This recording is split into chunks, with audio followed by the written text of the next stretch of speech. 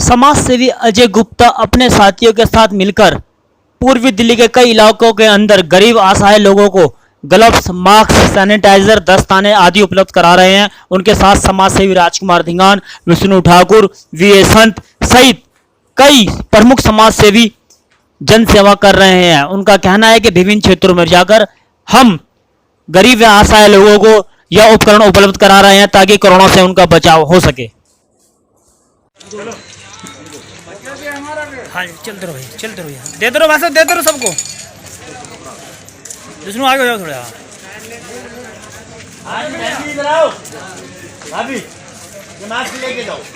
चलते रहो भाई, चलते रहो, चलते रहो भाई, चलते रहो, चलते रहो।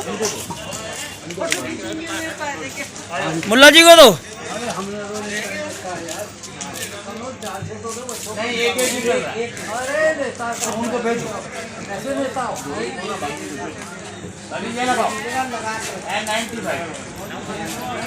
दो बच्चे को दो, बच्चे को दो, दो ना बच्चे को दो भाई।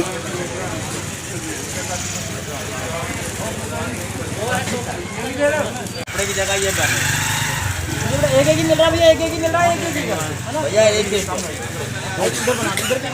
भाई जिससे भाई भाई भाई खुला भाई, थोड़ा दूर दूर होके, दूर दूर होके। छोटे वाला सैनिटाइजर भैया लाने पड़ेंगे, बड़े वाले देना फायदा नहीं को बुलाओ। मुझे दोस्तों नमस्कार, मैं अजय गुप्ता, मुझे अपने पिता श्री एसबी गुप्ता जी से, जो कि पिछले 55 साल से गैस एजेंसी चला रहे हैं, उनसे प्रेरणा मिली। मेरा एक्सीडेंट हुआ था पिछले महीने मार्च में, और मेरे फादर भी कोविड पॉजिटिव हुए थे 1 हफ्ता इलाज कराने के बाद हॉस्पिटल से। तो उनके ठीक होने के बाद उन्होंने मुझे ये कहा कि जो आप समाज की भलाई के लिए जो भी कुछ कर सकते हो, क्योंकि ये लोगों की दुआओं का ही असर था कि मैं और मेरे पिता आज हम घर पर हैं, सुरक्षित हैं। तो हमें ये लगा अगर हम कुछ करने में सक्षम है, जो कुछ हम कर सकते हैं समाज के लिए, तो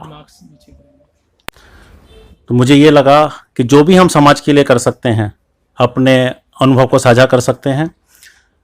मेरे पिता की आयु लगभग 80 वर्ष की है और उन्होंने कोरोना पर विजय प्राप्त की है। तो मैं लोगों से यही कहना चाहूँगा, ये बीमारी है, इसको हवा ना बनाएं, अपनी हिम्मत बनाए रखें और आप इस बीमारी पर विजय प्राप्त कर सकते हैं। सिर्फ कुछ सावधानियों का ख्याल रखें और जो भी गाइडलाइंस आती हैं WHO की, हमारी सरकार की तरफ से, उनका पालन करें। और prevention is always better than cure, इलाज से परहेज बेहतर है।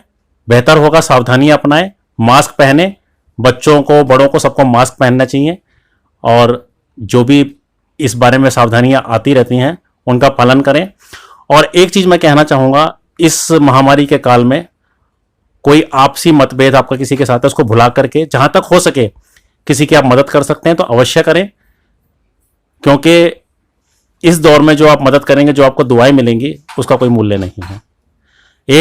एक मैं हेल्प बच्चों से चाहूँगा, जो भी बच्चे इसको देख रहे हैं, अगर आपके घर में बड़े हैं और वो मास्क पहनने में कोई कोताही करते हैं तो आप अपनी बात मनवाएं, उनसे बोलें कि आप मास्क पहने। ऐसा ना हो, क्योंकि कोरोना होने से पहले अगर आप सावधानी रखते हैं तो आप कोरोना से बच सकते हैं। यही मैं कहना चाहता हूँ। सर, आप कई एनजीओ को मास्क, दस्ताने, ग्लव्स वितरित करा रहे हैं। अभी तक कितनी एनजीओ को आपने क्षेत्र में बंटवाने के लिए मास्क, ग्लव्स दिए हैं, सैनिटाइजर? देखिए, मैं, क्योंकि मेरा एक्सीडेंट हुआ था, मैं तो चाहता था मैं क्षेत्र में उतर के, जमीन पर उतर के लोगों की मदद करता, पर उसमें सक्षम नहीं था। तो जो मैं कर सकता था, मैंने ये मास्क और सैनिटाइजर, ऑक्सीमीटर, ऑक्सीजन सिलेंडर, ये मैंने कहीं से एकत्र किए।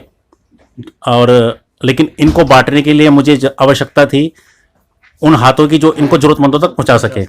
तो इस रूप में मैं धन्यवाद करना चाहूँगा विजय संत जी का, हमारे विष्णु जी का, और भी कई लोग हैं जो इस जनसेवा के कार्य से जुड़े हुए हैं। तो उन्होंने मुझे मदद दी और मेरे इस योगदान को, जो भी मैं कर सकता था, उसको जरूरतमंदों तक पहुंचाया। उनका मैं आभारी हूं इस चीज़ के लिए। बाबू जी, आपने कोरोना से जंग जीती है, इस उम्र के अंदर आप सीनियर सिटीजन हैं। जो आपकी उम्र के सीनियर सिटीजन हैं, उनको बाबू जी क्या संदेश देना चाहें कि आप घबराइए नहीं, ऐसा कुछ नहीं है जिस चीज़ का भय है, हवा बना रखा है। मैं तो यही कहूँगा कि इस बीमारी में डिप्रेशन से ज़्यादा असर होता है। जो डिप्रेशन में नहीं आते, इसको माइंड नहीं करते, वो सक्सेसफुल जरूर होते हैं, अवश्य होते हैं। सिर्फ जो है इसमें थोड़ा सावधानी से चलने की चीज़ है, और डिप्रेशन में नहीं आओगे तो जल्दी से जल्दी रिकवर होगे।